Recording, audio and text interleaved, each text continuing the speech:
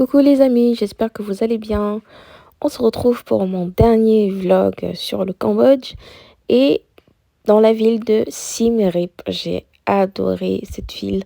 C'était tellement paisible.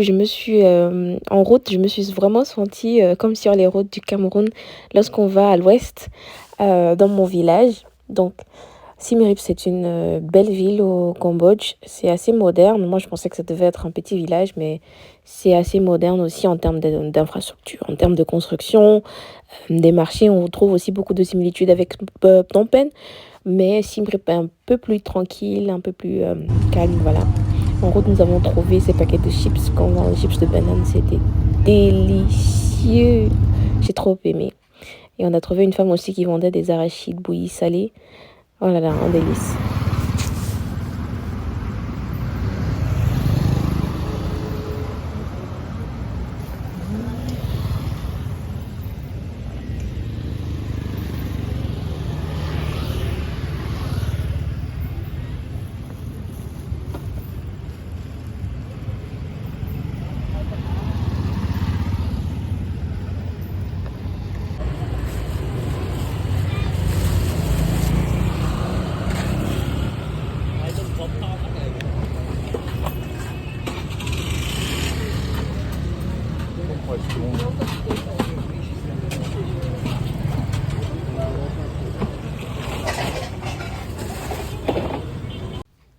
Quand on est arrivé ce soir-là à Siem Reap, on a décidé d'aller marcher un peu dans la ville. Et vous avez eu l'extrait que je vous ai mis avec la ville de Siem Reap by night, avec les 2024 qu'ils avaient mis pour décorer un peu la ville parce que c'était la période avant Noël. Et du coup, on allait visiter le marché de nuit également de Siem Reap. On vous propose aussi des spécialités locales, des grillades, des nouilles sautées, du poulpe sauté, et tout ce qui va être aussi, ils mangent beaucoup tout ce qui va être partie interne euh, des poules ou bien du bœuf ou du porc. Ça va être des intestins, ça va être du gisier de poulet par exemple, des oreilles de porc. C'est très très commun d'en trouver ici au Cambodge. Il faut pas se laisser intimider, il faut tester, parfois c'est très bon, et avec du bon piment. Le Cambodge, comme je vous l'avais dit au début, c'est beaucoup de sucré salé. Donc, attendez-vous à ça dans vos plats, que ce soit pour les nouilles ou que ce soit pour les grillades. Euh, mais toujours accompagné d'un bon piment, ça révèle le goût, hein. C'est pas mal. On s'est arrêté ensuite dans ce stand de glace artisanale. Je crois que c'est sa glace pilée, non? Je sais plus le nom en français. Où elle faisait des glaces avec des ingrédients naturels. Moi, j'avais choisi le coco, la noix de coco et la mangue. Elle les a fait sur place, elle les a roulées comme ça plusieurs fois. Et ensuite, elle a mis dans un pot pour que je puisse déguster. C'était tellement bon, tellement frais, tellement exotique. Donc, si vous venez, je pense qu'elle est juste à l'entrée du marché des vêtements de Siem Reap. Lorsque vous avez terminé la rue du marché de nuit, vous la trouvez tout de suite au fond. Et elle est en face du grand marché de vêtements qui vient juste dans la séquence d'après. Donc voilà, on se retrouve au marché de Siem Reap. Je ne sais pas vous dire c'est quel marché parce qu'il y en a tellement, d'après ce que j'ai compris. Mais on retrouve aussi les mêmes articles qu'à Phnom Penh, hein, si ce n'est qu'un peu plus cher qu'à Phnom Penh. Vous allez trouver tout ce qui est vêtements Adidas, des joggings, des t-shirts, des ponchos, des polos made in Cambodia aussi. Mais je trouve que les prix étaient quand même un peu plus chers qu'à Phnom Penh. On a dû négocier pour avoir, je crois que les pantalons ils coûtaient 6 euros la pièce. Par exemple, on s'est arrêté dans un magasin qui va arriver là, juste à cette séquence. On a acheté des pantalons, on a acheté des t-shirts Adidas. Bon, après, ne me demandez pas si c'est l'original, mais en termes de qualité, ça allait pas mal, donc on les a pris. On a tellement négocié qu'à un moment donné, la dame nous a dit: «Mais si vous négociez autant, je ne pourrais pas gagner quelque chose». Mais c'est parce que les prix étaient tellement différents avec ceux qu'on a vus, à Phnom Penh, quoi. Un pantalon qui coûtait 3 €, elle nous les faisait à 6 voire 7, donc c'est pour ça qu'on a beaucoup négocié. Et donc, le lendemain, quand on s'est levé, la première chose à faire, c'était d'aller visiter les temples d'Angkor. C'était vraiment l'objectif pour lequel on était venu à Siem Reap. C'est incontournable quand vous venez à Siem Reap, si ce n'est que pour ça que vous venez. La ville de Siem Reap, elle est encore très, très, très campagnarde, on va dire. Il y a encore beaucoup d'arbres, il y a encore beaucoup la nature et j'ai beaucoup, beaucoup aimé. C'est tellement reposant. Donc nous, on a pris un autre tuk-tuk, on l'a loué pour la journée et je crois qu'on lui a donné 20 $, si je me trompe, 20 ou 25 $ pour la journée. Donc il était censé nous amener, venir nous chercher à l'hôtel, nous amener au point où on va acheter les tickets pour les temples, nous amener au temple. Donc il a fait toute la journée avec nous et... Et voilà, à un moment donné, on a dû le laisser parce qu'on avait un peu mauvaise conscience de se dire qu'il était là, il attendait avec nous tout ce temps-là. Ce matin, pour aller visiter les temples d'Angkor, là, on est allé acheter les tickets. Le ticket coûte 37 $ pour la journée. Et c'est 24 heures d'accès. Là, on est en pleine route à Siem Reap, dans un tuk-tuk qui va nous amener faire la visite de tous les temples. J'espère pouvoir filmer parce que depuis quelques jours, je commence à être très très très très fatiguée. Le voyage, le décalage horaire. J'espère pouvoir partager ça avec vous. Pour l'instant, je suis motivée ce matin. J'ai ma caméra, j'ai mon trépied. Et j'espère que ça se passera bien.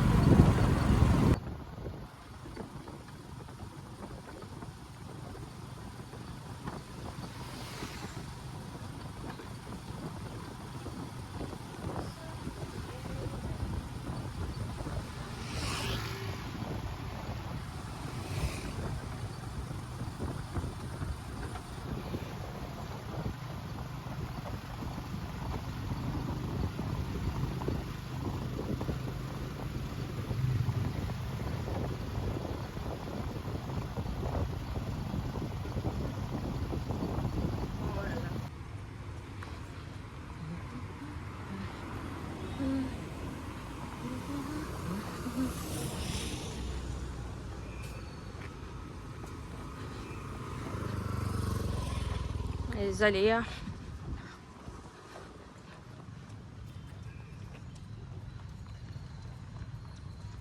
À cette étape, je te prie de me laisser un like, un commentaire et un abonné. Merci. Donc pour vous situer dans le contexte, on s'est levé très tôt le matin à 7 h. Le tuk-tuk est venu nous chercher. Mais quand on est arrivé sur le site, on a remarqué qu'il y avait des gens qui couraient, c'était le marathon. Donc on n'avait pas possibilité d'accéder au site en tuk-tuk ni en voiture. Donc, dans un premier temps, on a commencé à marcher. Puis arrivé un peu devant, on nous a dit que non, effectivement, on pouvait reprendre notre tuk-tuk pour marcher parce que c'était un peu trop long. Donc on est rentré derrière et on a repris notre tuk-tuk. Et on a pu continuer le voyage avec lui. Quand je revois ces vidéos, j'ai ma petite larme aux yeux. Le Cambodge me manque tellement. C'était trop beau, la nature, la paix. Regardez, regardez l'éclat de ma peau en fait. Juste le soleil, la paix du cœur. C'était tellement paisible. Ça me manque tellement et j'espère vraiment que vous aurez l'occasion un jour d'aller visiter ce magnifique pays. Je vous laisse avec la suite du vlog. Les amis, je vous amène aujourd'hui dans un site qui est irréel et qui existe seulement au Cambodge. Angkor Wat.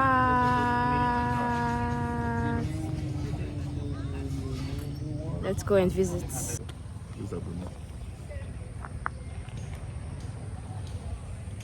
Wow.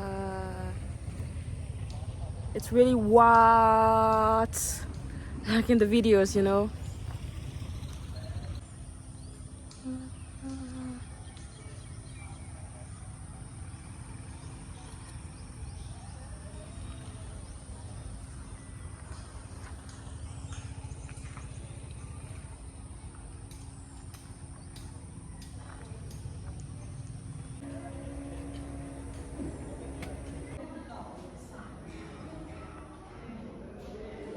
Comment est-ce qu'ils ont fait ça? Wow.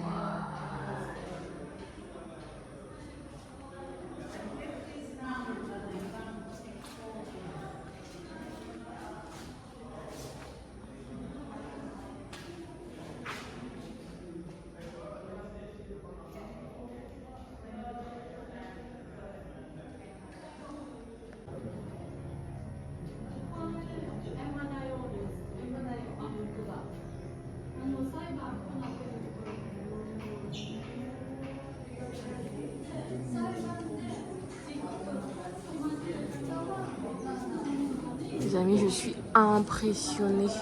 Là, on parle vraiment d'une époque, d'une ère où les techniques de construction avancées n'existaient même pas. Mais comment est-ce qu'ils ont réussi à faire ça? C'est quoi l'histoire derrière?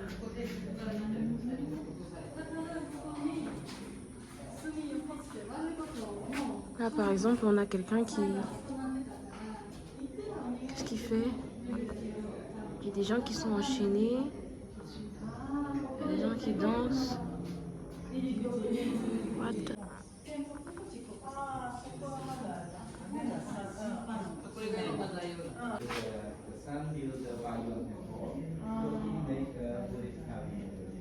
told you by hitting the hammer stick, boiling water. Don't look beyond the heron, the flesh. I think it spears. En fait, là, je suis à Angkor Wat et il y a une partie du mur où il y a des graveurs. Et c'est censé représenter le paradis et l'enfer. Et en fait, ce sont des descriptions comme quoi, si vous avez commis des péchés par le passé, en fonction du type de péché que vous avez commis, vous avez une torture qui est affligée. Moi, je sais pas trop, hein. Je sais pas ce que vous en pensez. Dites-moi dans les commentaires ce que vous en pensez. Mais c'est quand même assez expressif les dessins qui sont réalisés. Je vous remontre.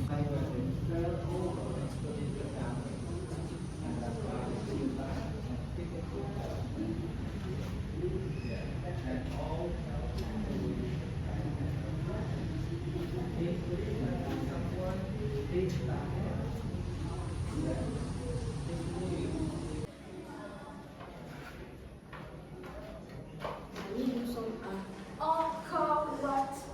Pour ceux qui ont joué Temple Run, est-ce que vous reconnaissez un peu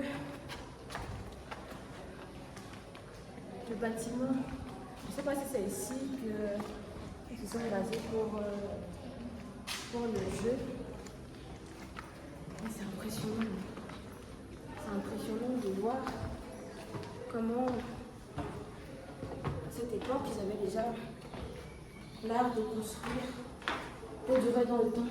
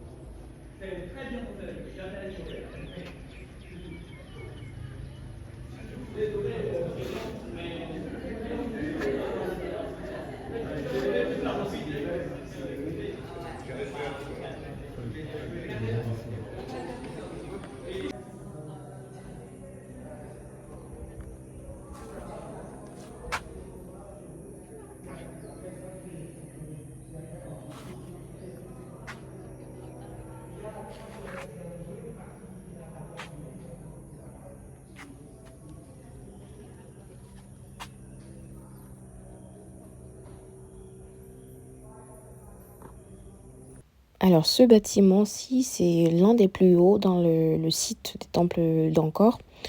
Et il est vraiment, vraiment haut. Et ils nous ont mis là, comme vous voyez à droite de l'image, des sortes d'escaliers. Vous voyez des gens du plus haut descendre jusqu'en bas. C'est vraiment impressionnant. My God. Je viens de monter. Prendre une cinquantaine de marches pour arriver tout en haut du bâtiment. Tout en haut du temple. C'est énorme. Yeah, God.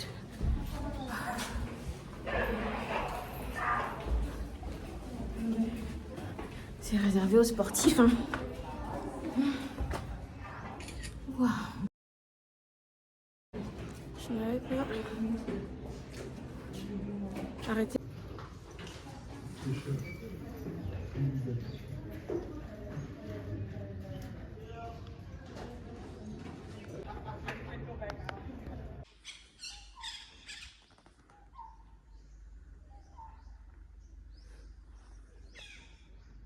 On est vraiment au moment de la préhistoire là.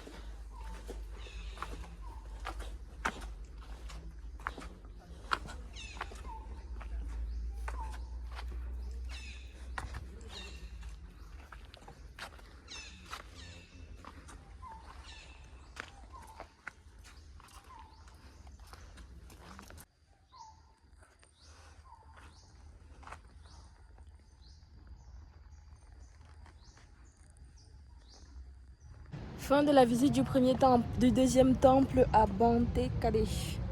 Ouf, quelle journée. Et derrière moi là, il y a le lac à perte de vue. Wow. It's really worth it.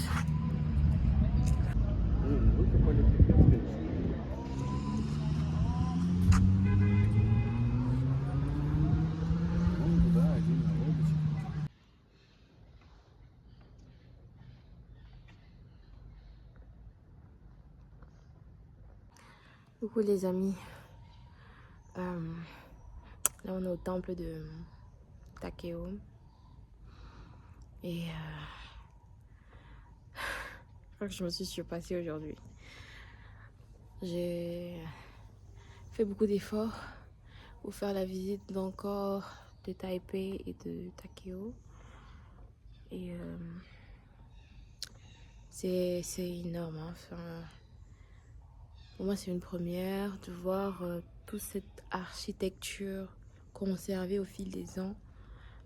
Comment est-ce qu'ils ont parvenus à faire tout ça avec des pierres, avec des sculptures. C'est impressionnant. Et franchement, the sky is the limit. Hein. Si on se dit que eux, à leur époque, ils ont réussi à faire ça, alors nous, on a vraiment toutes les armes, on a tout pour aller le plus loin possible dans la vie. Alors oui, j'ai abandonné les escaliers parce que j'ai le vertige. Je vais pas aller forcer quelque chose et me retrouver par terre. Mais je suis contente d'être arrivée jusqu'ici, avoir pu filmer ça, vous montrer ça. C'est incroyable, c'est extraordinaire et je suis très contente de mon séjour au Cambodge. Et pour vous faire une petite confession, je pense que je pourrais même vivre au Cambodge. J'ai été impressionnée par ce pays, par son charme, par la gentillesse des personnes, la gentillesse des Cambodgiens. Et franchement, il y a un petit air de chez moi, il y a un petit air du Cameroun au Cambodge. La température, les repas, tout est presque pareil. Donc, come to Cambodia. Hello les amis, quand je vous dis qu'au Cambodge, c'est le paradise sur la terre. Ça c'est une chambre, désolée pour le bruit, ça c'est une chambre qu'on a louée à 30 $ la nuit, un appartement. C'est magnifique. Là c'est le salon. On a une table à manger, un coin salon, une télé, une clim bien sûr parce qu'il fait très chaud, balcon avec vue sur le Mekong. Déjà, il faudrait que j'arrive à savoir comment on ouvre ces portes. Voilà. Il faut voir d'ici qu'il y a une terrasse qui est là, avec une vue magnifique sur le lac. La chambre, elle est là, elle est magnifique. Oh là là, c'est trop beau.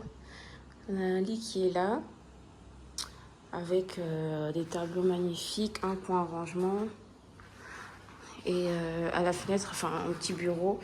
Et à la fenêtre, on a la vue sur la ville. Franchement, c'est top, hein.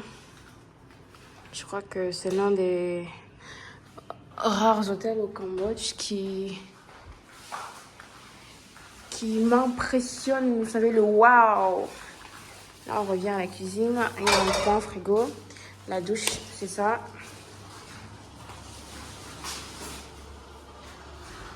Et la douche là, on a un coin rangement, un lavabo, des rangements en bas, un coin douche à l'italienne, des toilettes, bah une douche. Hein.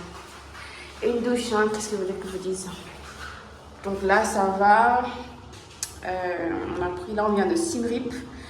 On a pris un bus qui nous a ramenés à Phnom Penh. On a pris un tuk-tuk jusqu'à Beten. Là, c'est l'avant-dernier jour, donc je vais essayer de profiter un peu de la ville, enfin de ce côté du fleuve, parce que depuis, on est de l'autre côté. Essayer de profiter un peu comme je peux. Et ce sera la fin de séjour au Cambodge déjà. Donc, pour ceux qui me suivent jusqu'ici, l'aventure se termine bientôt au Cambodge. Mais restez toujours connectés, hein. Je vous ai dit que je voyage beaucoup. J'aime beaucoup voyager. Mais on ne parlera pas que de voyage dans cette chaîne, on parlera aussi d'études, de la maternité, des repas, des idées, astuces repas. Donc restez connectés et on fait ça. À bientôt les amis.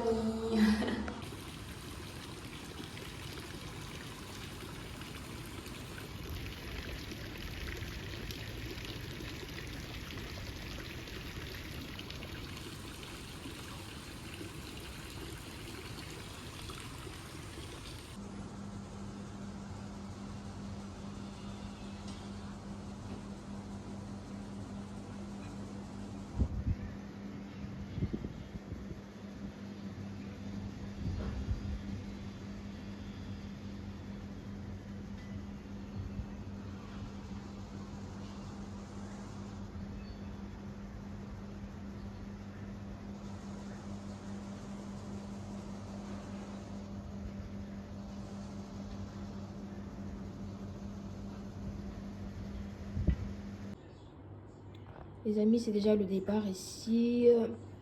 Je vous fais une petite vidéo pour vous montrer ce que j'ai acheté pour le départ, ce que j'emporte avec moi. Et je croise vraiment les doigts pour que tout puisse passer. Donc là, en journée, on est allé au marché central, on a pris ce corosol ici. Malheureusement, il n'est pas très sucré.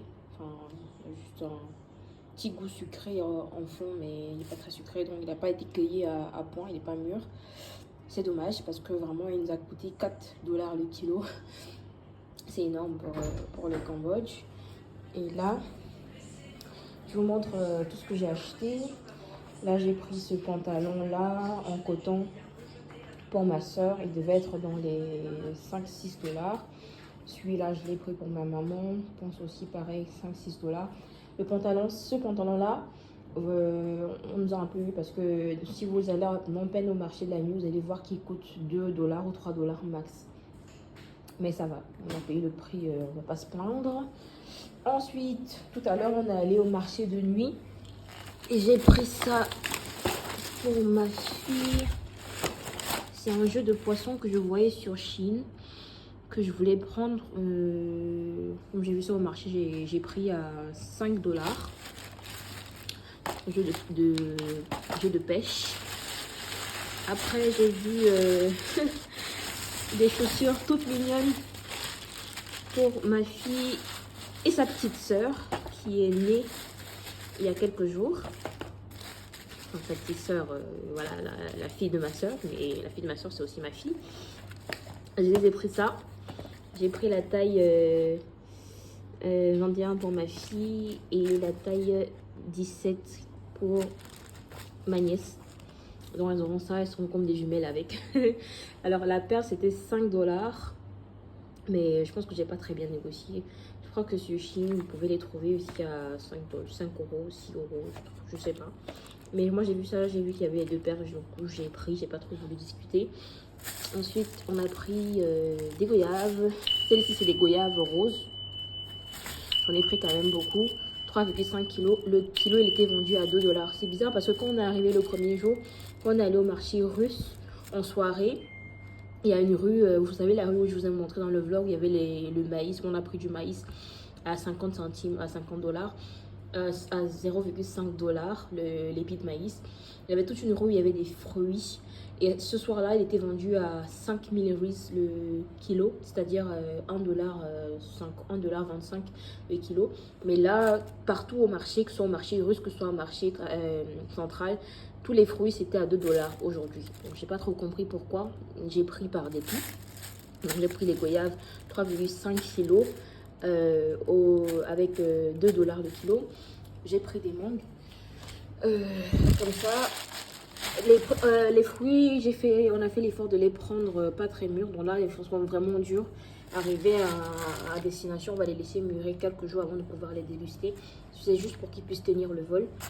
Là, vous voyez la différence. Ceux-ci sont vraiment mûrs. Ça, c'est des mangues les plus petites. Elles sont plus juteuses. Ça, c'était à 4 $ le kilo. J'ai pris juste quelques-unes pour moi.